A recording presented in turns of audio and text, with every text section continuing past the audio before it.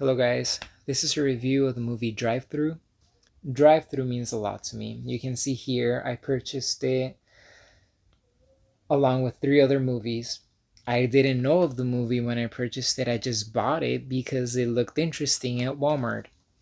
And the reason why it means so much to me is because it was one of my first films that I ever bought, period. One of the very first ones that I personally bought. Anyway, I used to have this drawer and it was a really tiny drawer. When I had this movie, there was still so much room for other movies. They would go on the side. I didn't even have 20 and I had this one. This copy that you see back here is one that I purchased just for the nostalgia, But this right here is a real one. As usual, let's go ahead and talk. Oh, and by the way, the other movies that are here, Creep, from what I remember, I haven't watched it in years. It was a really good one, really scary at some points.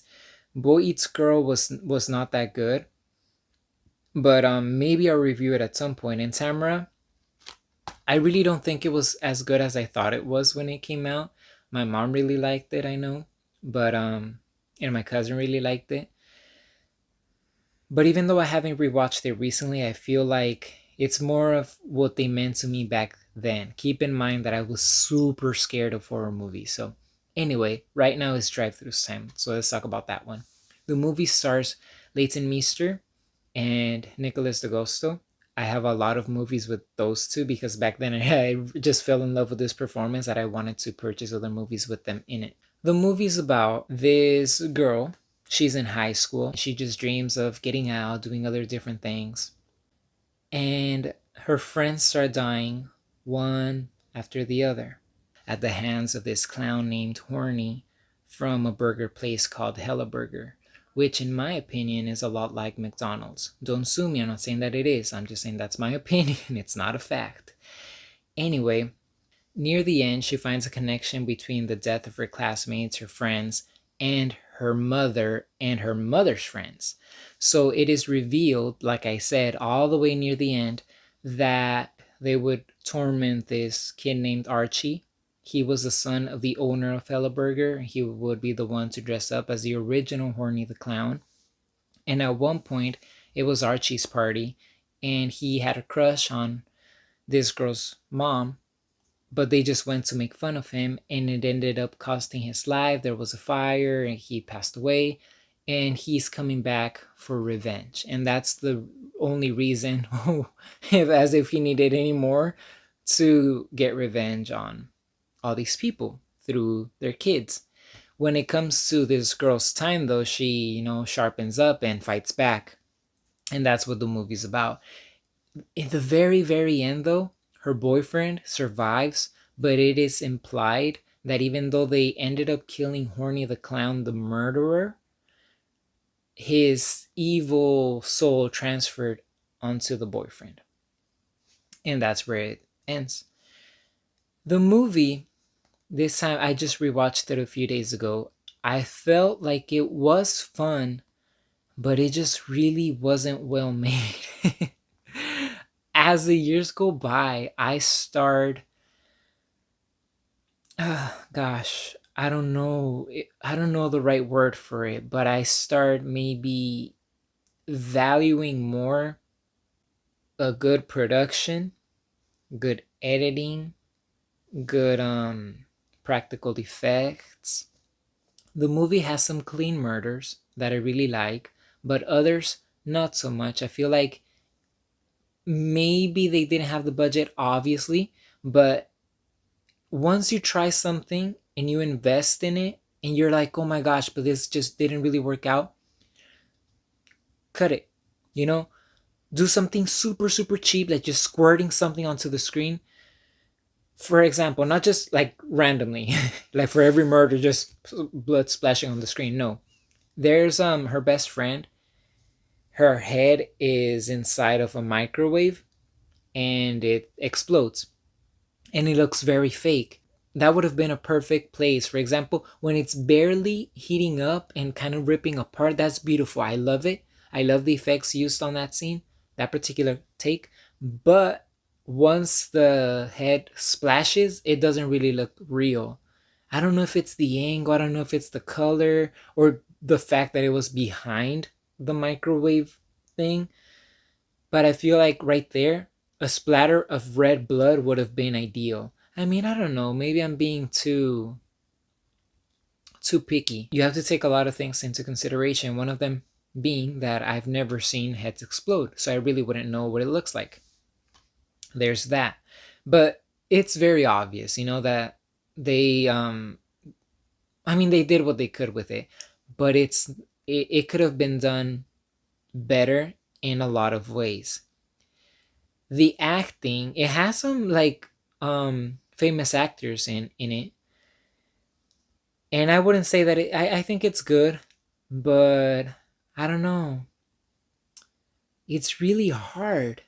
I don't think a lot of people could relate um to what I'm going through, because especially nowadays you just see what's on streaming platforms, and then you have the new releases, so you don't have time, you're binge watching shows left and right.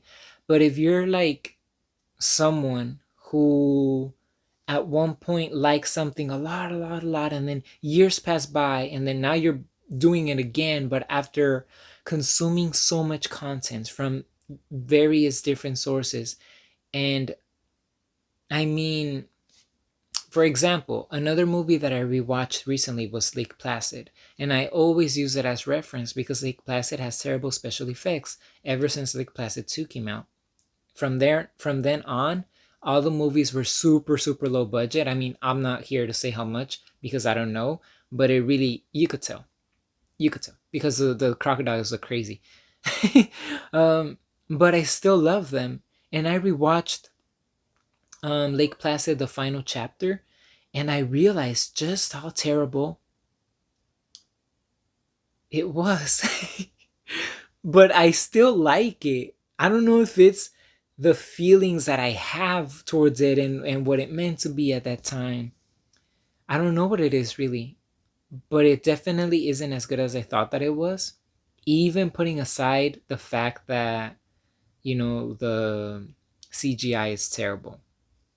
So, with all of that in mind, just take what I have to say about Drive Thru with a grain of salt, because it's like a baby to me. I've owned it for so well. I don't own babies, but you know what I'm saying. I've owned this copy for such a long time that and I rewatched it years ago.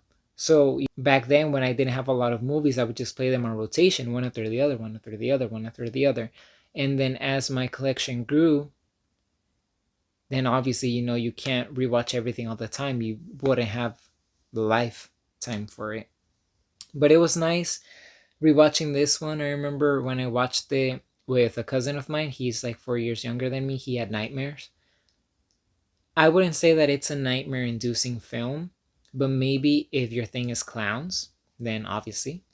And it isn't anything like It, for example. This isn't Pennywise. This is a completely different thing. It's more realistic. It's a guy wearing a mask. It's very obvious if they're not trying to be something different. It has some comedy in it as well. Obviously, dark humor type of film that it is. And it's fun. Yeah, I'm just kind of like going back and forth. What would an appropriate rating for it be? And I'd say, in my opinion, a 7 out of 10. Strictly in its category, and taking into consideration that this film is just a fun slasher. Just consider it a fun slasher. Just that's it. It's nothing else. Not a thought-provoking type of film. I mean, some things, some very specific things, for example, the commercials that they play are pretty naughty, and I really don't think that they'd be able to play those type of commercials now, even though I was on reading on Reddit about how commercials back in the day, especially at late night, were so explicit, and the shows that would play on regular television or maybe cable TV, but it's something that doesn't happen anymore. And I don't know if it's because adult content is just so accessible now through internet, smartphones, and stuff like that. But watching this film, it kind of got me thinking about that too. But I mean, other than that, a few things here and there, but there's not a lot there to dig. I think his name is Penn Badgley from Gossip Girl, where Leighton Meester also came out. He's also in the movie. He's the girl's friend, and that's also pretty neat because now he's a very famous actor because of his series You. I haven't watched it, but I just know that a lot of people really liked it. So yeah, that's it for this one. I would say, like I said, 7 out of 10 in its category strictly. It's a fun watch, nothing more, nothing less.